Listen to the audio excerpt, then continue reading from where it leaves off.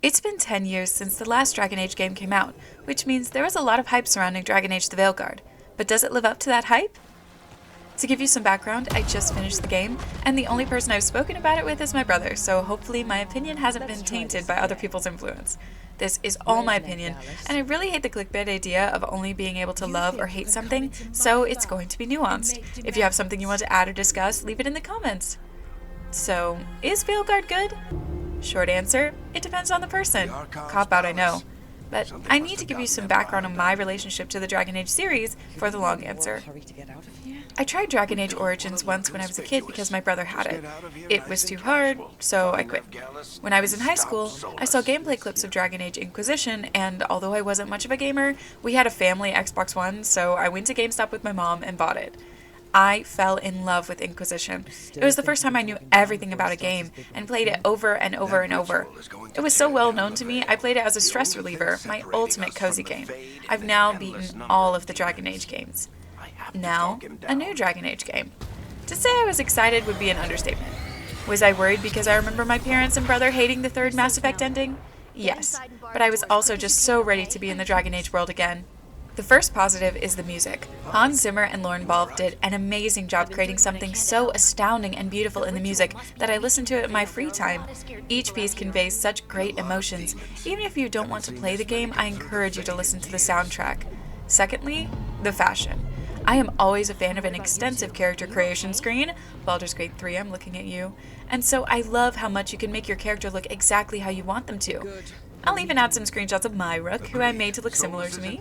The clothing for each class and how you can customize your armor to look how you want without giving up stats is also a huge perk.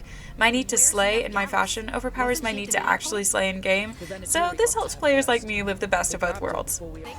The combat is definitely different from past Dragon Age games, but I think each game has tried out a new style of play, and this one is really fun. I played as a rogue on easy, so I know I probably had a less stressful experience of the combat, but for me it was still challenging and engaging, which is a step up from Dragon Age Inquisition's combat, which was just me holding down the attack button. I'm sure the combat style isn't for everyone, but it added a new freshness to the world for someone who's used to the old style. The companions are clearly a huge selling point for the game. I mean, the load on screen is just them. Overall, I would say they did a great job at making the companions feel like real people. They talk to each other and hang out with each other without the player, which makes them feel even more alive. I've always loved being able to be friends with and romance different companions, and this really made them feel real. Manfred is the best skeleton boy ever.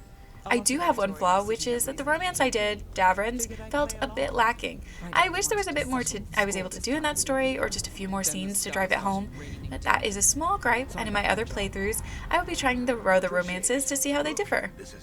Now, we are getting into truly spoiler territory, so if you kind of want to play the game, I think you should go play it. And maybe wait for a sale first, because I will say it is a bit expensive, at least to me. Now, on to the spoilers. Another big point for the characters in this game are the choices and how they truly change how your companions react to you, and even if they live.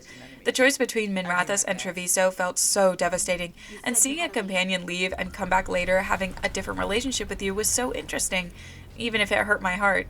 To get even more into spoiler territory, the ending of the game and every single heartbreaking decision you make for your companions hits so much harder when you know them and their likes and what they want to do once this is over. It just makes the finale that much more impactful. My one downside? I wish the companions asked Rook how they were feeling more. We play the therapist for our companions, but there aren't as many moments for us as the player to influence the game by showing how we feel about everything that's happened to us so far.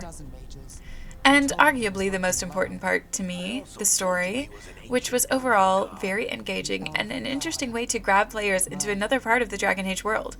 I actually don't want to spoil too much of it because I want you to be able to experience it fresh if you do play the game, but I will say I think it's good.